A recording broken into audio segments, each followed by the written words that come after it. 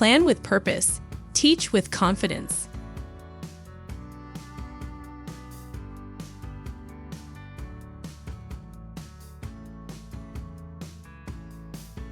Welcome!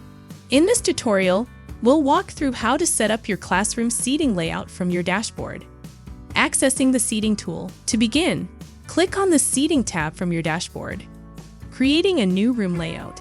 Since this is your first time setting up a layout, select Open Room Layout. Enter a name for your layout, then specify the number of rows and columns. For this example, we'll set 7 rows and 10 columns. Customizing the room. If your classroom includes an aisle or open space, you can remove individual seats to reflect that. You can also reposition the teacher's desk and door by dragging them to their appropriate locations around the perimeter. Once your layout reflects your physical classroom, click Save. Assigning students to seats.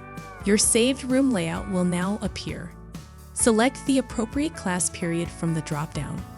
Only students assigned to that period will be displayed, listed alphabetically by last name.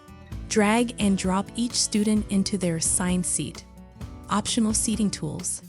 If you prefer not to assign seats manually, you can use the Shuffle feature or assign seats by gender. If you shuffle by gender, you may need to make manual adjustments afterward. You can also use Clear All to reset the layout. Highlighting students with specific needs. For students with IEPs, 504 plans, or other considerations, click on their name and assign a seat color as a visual reminder.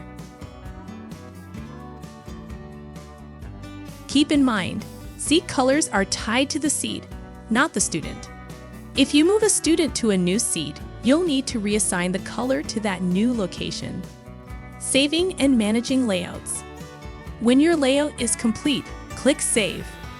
You can create and manage multiple layouts, perfect for different class periods, testing days, or flexible seating arrangements. And that's it! Your classroom seating is now set up and ready to go. You're all set. Go inspire!